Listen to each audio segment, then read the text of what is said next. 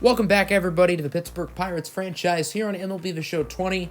As today, the off-season for season number 1 is set to kick off. Certainly the most important episode yet of the series, so get your popcorn ready because it's going to be a fun one.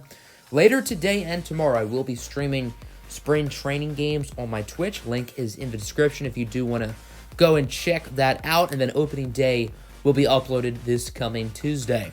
So starting with retirement, we have two. Third base prospect Michael Jones, deep potential, 51 overall, 34 years old. He was an everyday player with the AA squad, but was never going to make the majors. And then same with Cam VU, a 26-year-old starting pitcher, 55 overall, with deep potential. So neither of those guys are big losses. Do well in retirement, boys. And then looking at the rest of the majors, there are some pretty big names in here, especially in the free agency. Looking at all 30 teams, there weren't that many big-name guys retiring. There's Francisco Liriano, longtime starting pitcher for the Pirates, finishing his career, I think, in St. Louis. I don't even remember.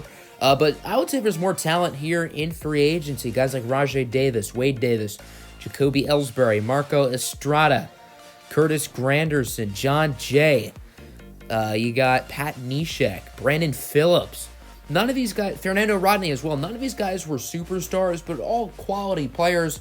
None of these guys are going to make the Hall of Fame, which isn't a surprise. I don't think we run across anybody who's worthy of the Hall of Fame. A bunch of the older players who could have retired, like Miguel Cabrera, Albert Pujols, they all decided not to. Obviously, those two are examples of first-ballot Hall of Famers, but I don't think there was anybody in that group who was deserving. So let's now get this show on the road. Starting with exclusive free agent negotiations, these guys, if not re-signed, will be headed to unrestricted free agency. The first one is Roydes Vizcaino. He's actually on a team option. We signed him back in May, and he was outstanding. Sub-3 ERA was the closer for the second half of the season once we traded Keon Kela. For $2.9 million, absolutely, he would be back. And then the other player who we signed last year was Tim Beckham, who we also gave a team option to. This was back around the trade deadline when we sent Cole Tucker down to AAA. And for a guy who hit nearly 300 last year with an OPS above 900, a $650,000 salary for next year is more than fair. So Tim Beckham will be back as well. The other guys, Wellington Castillo and Derek Holland, they're just full-out free agents. Neither of them will be returning. Castillo was acquired from Washington because we needed another catcher. He didn't do very well. And then Derek Holland, while he wasn't awful, he is gone. So we have two vacancies in the coaching staff, a manager and pitching coach. The Pirates did hire a new manager in real life. He was not in the game, so they hired a fake guy, and the game decided to fire him. I don't even remember his name, so I don't really care, to be honest. And then we're also firing our third base coach. So the new guys, the new managers will be Herbert Odell. He will be the third base coach. The pitching coach will be Ramon Santiago. Both Odell and Santiago will be receiving 3-year contracts worth $3.1 million total. And then the new manager will be Ira Pack. Not a household name, but, I mean, the Pirates wanted to go for young managers who aren't super expensive. Pack is only 44 years old, and if he can develop as a manager, then maybe he will stick around long term. All three of those guys would end up accepting their contracts. So now we get to go to players who need to be added to the 40-man. We got a few guys who are eligible for the Rule 5 draft, and we do not want to get drafted, them being Brennan Malone, Travis Swaggerty, and Leover Peguero. All three of them will be added to the 40-man roster. The whole Rule 5 draft concept is a little bit confusing. Like Dylan Carlson, for example, isn't on our 40-man, but he's also not eligible for the draft. I'm not entirely sure why. But our first trade of the offseason, not necessarily a big one.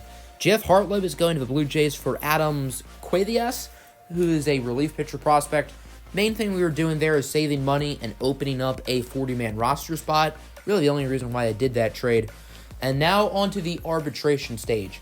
We're not going to offer everybody arbitration. Some guys will be getting new contracts outright. Just like Josh Bell here, he's going to be receiving a 2-year, $20 million deal rather than going into arbitration. Bell will be a free agent in 2 years from now, so that will keep him under contract until he's a free agent. Adam Frazier will also be receiving a new deal, 2 years worth a little bit over $6 million, $6.2 million to be exact. The next one is backup catcher Jacob Stallings. He will likely be the full-time backup. I think Francisco Mejia will probably be the everyday guy next season. Stallings will receive a 3-year deal worth $1.8 million, only $600K a season, which is not bad. And then Michael Feliz, he's going to get a 2-year contract worth roughly around $1 million. So once again, $500K a year for not an awful reliever is a solid move for Pittsburgh. The only player here who's not going to receive a new contract or arbitration is Guillermo Heredia. He will go to free agency and not return, but everybody else in that crew would be back. So now we're on to the tendering contracts or renewing contract stage. These are the guys who don't have enough or don't have any MLB service to be eligible for arbitration. A lot of these guys are just minor leaguers getting minor league contracts, or some of the younger players of a major league team like Brian Reynolds or Mitch Keller, Kevin Newman. So one of the non-exciting stages of the offseason, but that will bring us to free agency.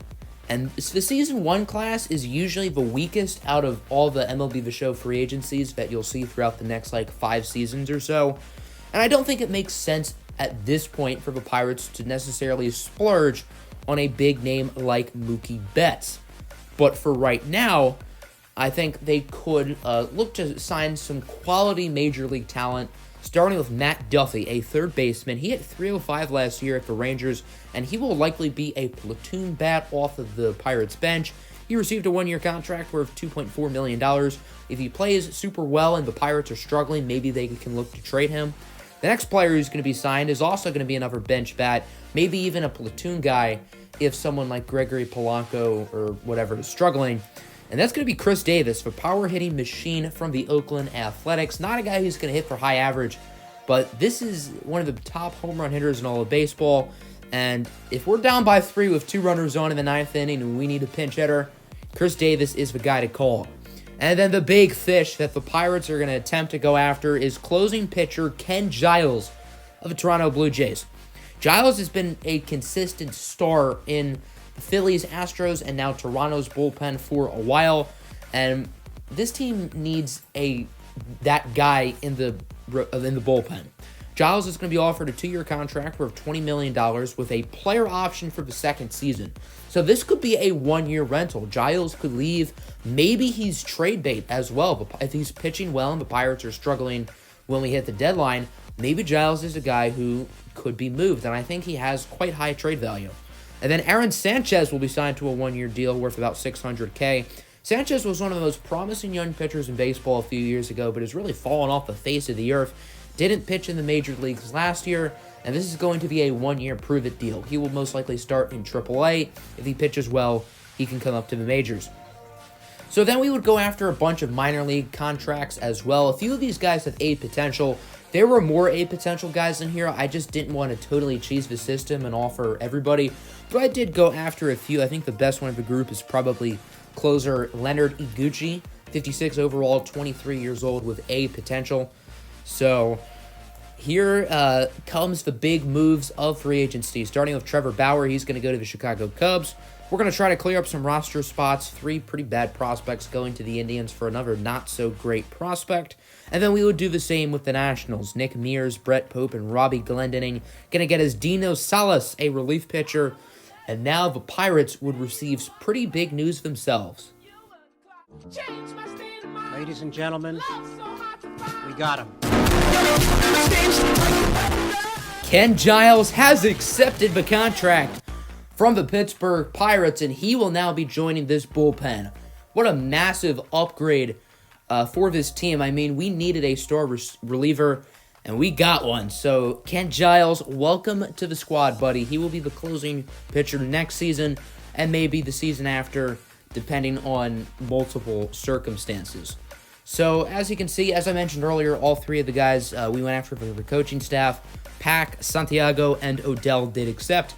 So they are now all with the organization as well. And I'd say this offseason is going really well up to this point. As we take a look at a few other moves, Corey Kluber going to the desert, 3 years, $49 million for the Arizona Diamondbacks. That's not the only big move they would make, spoiler alert. Longtime Pirate Starling Marte is going to return to the division, signing with the Chicago Cubs on a 2-year deal. DJ LeMahieu, he's signing a 3-year, $67 million contract with the Rays. That's a lot of money. And then bang, Mookie Betts has signed a 7-year contract with the Arizona Diamondbacks. They are really trying to catch the Dodgers in that division. And I mean the irony. Last year in my Diamondbacks franchise for MLB The Show 19, our big move that entire series was signing Mookie Betts. Here's the screenshot. Similar contract. And wow, I just find that really ironic. Michael Brantley signing with the Phillies on a 1-year prove-it deal, $8.8 million. That's a very cheap contract for Philadelphia. They're getting themselves an all-star caliber outfielder in Michael Brantley, coming off a pretty solid season last year with the Houston Astros. And then a pretty big trade here. Jonathan Villar to the Rockies, pretty much straight up for German Marquez. I really like this deal for the Marlins because Marquez plays really well in MLB The Show Sim. For the Rockies, they don't need VR. They have Garrett Hampson at second base.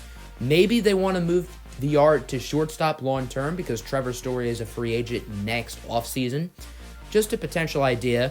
It looks like the Marlins just re-signed VR to a 6-year extension recently as well. So I guess this is sort of like a sign-in trade. We're going to make another move to clear up roster spots. Clayton Andrews, a relief pitcher from the Brewers, is now on the team. And then doing that here, we need to open up some 40-man roster spots. Blake Cederland and Cody Ponce were both on the 40-man, and I don't really have a spot for them. So they're going to be traded to the Angels for Daniel Procopio. I probably could have gotten more value, but we were close to the maximum number of players you could have on the roster entirely, so I just didn't want to worry about that. So after that, we would go back into free agency because somebody did not accept the contract we gave them, Michael Feliz. We're going to sign him to a 2-year, $1 million contract right here. Everybody else in the arbitration stage either took the arbitration or accepted the contract we gave them. Then another big move, George Springer signing with the Blue Jays, 3 years, $32 million. Looks like he played kind of poorly last year, but oh well. And then the Brewers getting Miguel Sano from the Twins, pretty much for Avisail Garcia. Miguel Sano is a glitch in this game. The Brewers are getting themselves a steal, and now Sano is in our division, which really scares me. Josh Donaldson going to the Rangers for Josh Jung, the talented third base prospect. Jung was a top 5 pick in 2019, and now he is headed to the Twins. So they're trading both of their talented third basemen. And then Jose Ramirez is going to the Braves for Austin Riley and Drew Waters. Really good return for the Indians. They're getting 2 potential young superstars. Both of them have a potential. And the Braves, I don't know how they're going to be able to pay all their talent. Ramirez will be a free agent in 2 seasons from now. Jose Abreu going to the Indians for Justin Upton, Hansel Robles, and Matt Thaiss. Don't know why the White Sox decided not to go after prospects here. I'm not saying they'd get like Joe Adele from the Angels, but some of those B potential prospects rather than a bunch of major leaguers, but oh well. And then trying to clear out more 40-man roster spots. The Brewers are getting all of our dirty work. JT Brubaker and Logan Hill will get us some random prospect. So now on to the Rule 5 draft. We could totally cheese and draft all the 8 potentials, but we're not going to do that. We have the 6th pick. Even though we have the same record as the Mets, they get to pick ahead of us. That makes me sad. So here on the board with the 6th pick, there are a few 8 potential guys. Trevor Larnach, Logan Gilbert, Clark Schmidt, Sam Williams, all of whom could be great trade bait. But we're trying to make this a realistic rebuild, and it's not supposed to be that easy. So with our first Rule 5 selection, number 6 overall, the player who we would end up selecting is going to be relief pitcher Edubare Ramos from the Los Angeles Dodgers organization. He's played in 4 major league seasons, all with the Phillies. It looks like he was in the minors last year for the Dodgers. Other than 2019, Ramos has had a really good career, and I believe he is currently on arbitration. Obviously, the Pirates would extend that to him, otherwise that'd be kind of ridiculous. And then here in the second round, all 4 of those 8 potential guys are here.